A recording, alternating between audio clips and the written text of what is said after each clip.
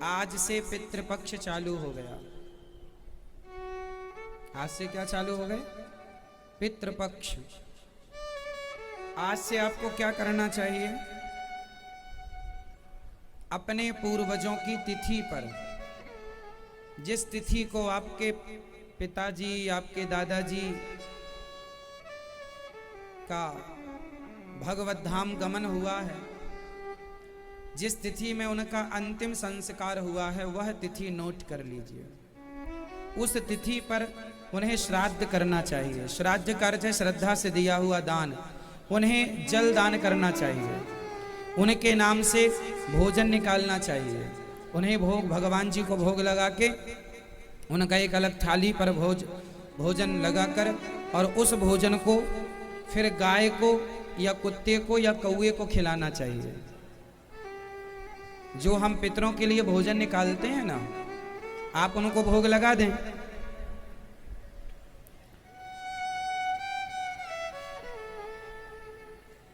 और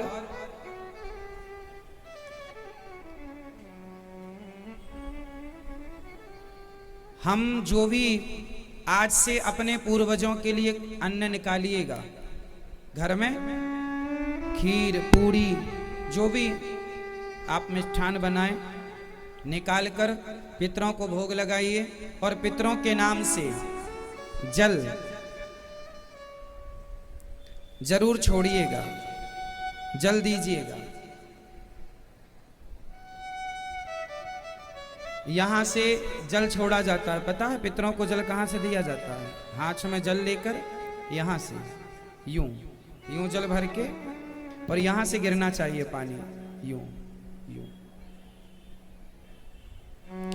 पितरों को जो तिलक लगाते हैं, इस उंगली से लगाते हैं, फर्स्ट तर्जनी,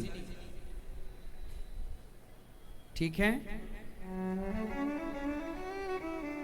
इस उंगली से तिलक लगाते हैं अपने पूर्वजों को। जल यहां से ऐसे तर्पण में हाथ में जल डाल के यूं।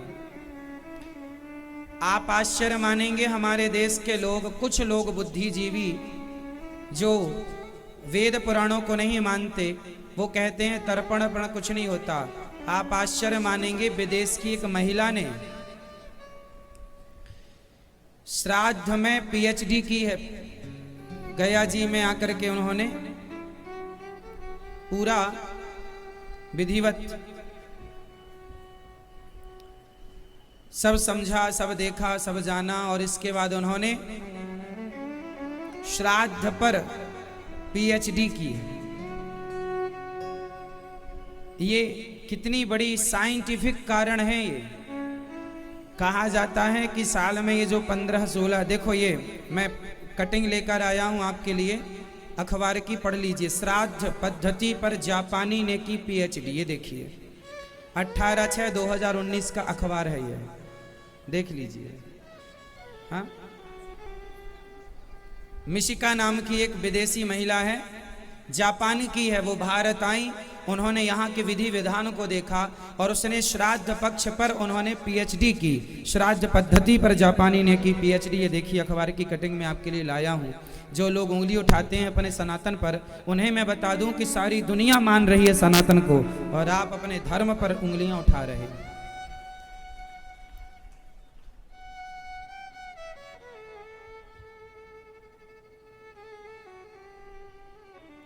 तो हमारी संस्कृति सर्वश्रेष्ठ संस्कृति है। हमारा धर्म सर्वश्रेष्ठ साइंटिफिक है। हमारी सारी पद्धति, सारी चीजें, कोई मन गढ़ंत नहीं है। इसलिए आप लोग अपने, अच्छा जैसे आपके पिताजी को भगवान के घर गए, 3 साल हो गए, तो 3 साल बाद आप उनका तर्पण करें, श्राद्ध करें, गया जी करें। अब आप, कई लोग सोचते हैं कि अभी तो माँ जिंदा है, अरे पिता तो 3 साल हो गए ना, तो पिताजी का कर दो, जब माँ जाएगी तो माँ का 3 साल बाद करना। कई लोग इतने आलसी होते हैं, दोनों का एक साथ करे आएंगे, दोनों का एक साथ भी करे आए, वो भी अच्छा है। पर आपके पिताजी चले गए हैं तो 3 साल हो गए उनको। 3 साल के पहले नहीं होता, पर 3 साल के बाद तो फिर आप 4 साल में भी, 6 साल में भी, 10 साल में भी कर दें, कोई आपत्ति नहीं। पर 3 साल हो गए हैं तो कर लेना चाहिए। भले माँ जीवित है तो अच्छा है, माँ जीती रहे। जब माँ जाएगी जो माँ का बाद में 3 साल बाद होगा। तो हमें पूर्वजों के लिए इस श्राद्ध पक्ष में हम पहली रोटी गाय को भोजन कराएं। जो पितरों को भोजन निकालते हैं, उसके भोग लगाने के बाद वो भोजन गाय को खवाएं। गाय की रोटी अलग निकालें, चींटियों को दाना अलग डालें पितरों के नाम से, और कुत्ते को रोटी खवाएं, है ना। घर में जब पितरों की तिथि आए तो ब्राह्मणों को बुलाकर ब्राह्मणों को भोजन प्रसादी पवाइए। और ये सबको करना चाहिए। बाप, यदि आपका पिता जिंदा है तो बेटे को नहीं करना है, बाप ही करेगा। घर में पिता है तो पिता ही करेगा। जब तक बाप जिंदा है तो श्राद्ध इत्यादि का कर्म बाप ही करता है, पिता ही करता है। और एक बात और सुनो, जैसे लोग कहते हैं ना कि हमारे बड़े भैया पिंडदान करे आए हैं, श्राद्ध पक्ष वो कर रहे हैं। सुनो, यदि आप 3 भाई हैं, उदाहरण समझिएगा, यदि आप 3 भाई हैं और तीनों अलग अलग रहते हैं, बंटवारा हो चुका है, तो तीनों को करना चाहिए। यदि आप संयुक्त रहते हैं एक साथ तो बड़ा कर सकता है। अब जैसे तुम्हारा पिता नहीं है और तुम 3 भाई हो, बड़ा अलग रहता, छोटा अलग और छोटा अलग, तो फिर सब तीनों लोग करो। गया जी में भले एक जन चला जाए, चलता है, पर घर में जो पितृपक्ष के जो भोजन निकालना, उनके नाम से दीपक जलाना, उनके लिए तर्पण करना, जल देना, ये तीनों कर सकते हैं। बड़ा करे, मझला करे, छोटा करे। अब न्यार अलग अलग हो गए हो ना, तो अब सबका अलग अलग है भाई। तुम्हारा किया तुम्हें मिलेगा, उसका किया पुण्य। पितरों को पितृदान तर्पण करने से पुण्य की प्राप्ति होती है, और हमारे जल से, हमारे इस प्रसाद से उन्हें तृप्ति मिलती है। अब आप साइंटिफिक पूछ लें, महाराज जी यहाँ हमने उनको पिंडदान किया, वहाँ उनको कैसे मिल जाएगा? अरे भाई, आज का तो लॉजिक देना पड़ेगा ना, साइंस का युग है। तो उदाहरण समझो, आप किसी के खाते में पैसा भेजते हैं, आपका कोई व्यक्ति विदेश में रहता है, माना कि अमेरिका में, अब उसके खाते में आपको पैसे भेजना है, कैसे जाएगा? आप उसके खाते में डाल दो यहाँ पर, वहां पर पहुंच जाएगा। हाँ या ना? बोलो हाँ। यहां से भेजा हुआ पैसा उसके खाते में मिल गया ना। और सुनो, वो पैसा नहीं मिलेगा जो आपने भेजा है। यदि यहां से यदि आपने रुपया भेजा है, पैसा, तो वहां उसे डॉलर ही मिलेगा। अमेरिका में है तो वहां उसे रुपया ना मिलेगा। क्यों जी? वहां उसे वही नोट नहीं मिलेगा जो नोट आपने डाले हैं कि यही नोट जस का तस चला जाए।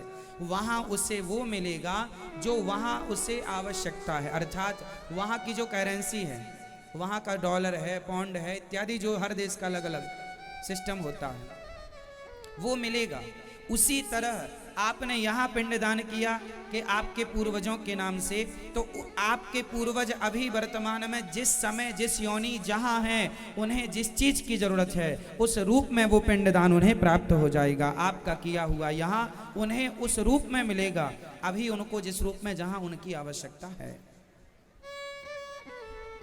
ठीक है, मिलता है। इसलिए अपने पूर्वजों के लिए भागवत जी सबसे उत्तम साधन है। आप कुछ ना कर पाए, कुछ ना करा पाए, तो केवल भागवत जी की पोथी करा लीजिए। भागवत जी में एक 6वें स्कंद का आखिरी अध्याय है, 6वें स्कंद का अंतिम अध्याय है। यदि उसका पाठ करके कोई अपने पितरों को जल देता है, पिंडदान करता है, तो उससे ही उनकी सदगति हो जाती है। भागवत जी की ये महिमा है।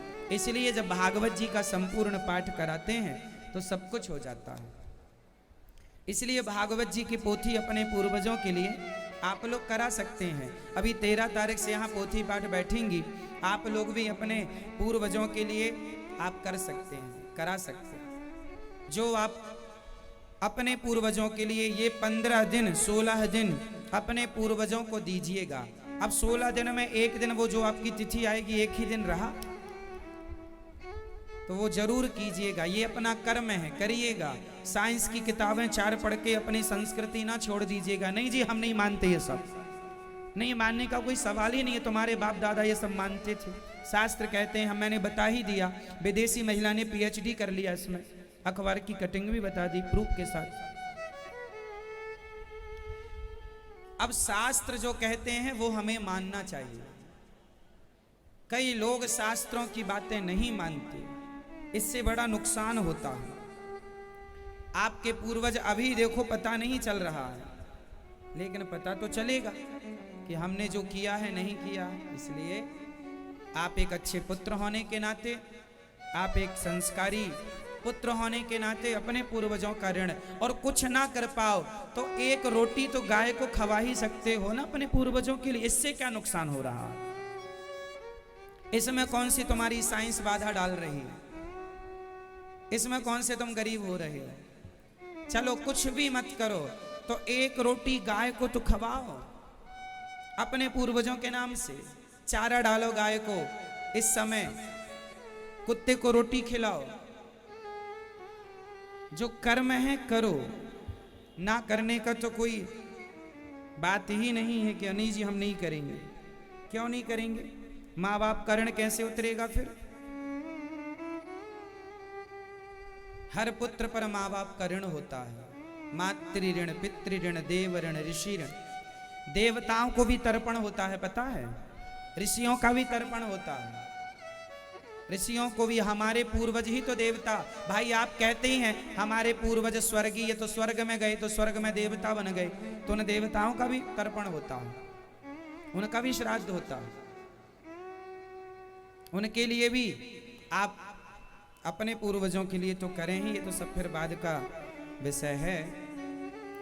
तो आप लोग जो भागवत जी की पोथी श्राद्ध पक्ष में करा रहे हैं, निश्चित आप बड़भागी हैं, अच्छे पुत्र हैं कि अपने पूर्वजों के लिए कम से कम इतना आपने सोचा तो सही कि उनकी सदगति हो।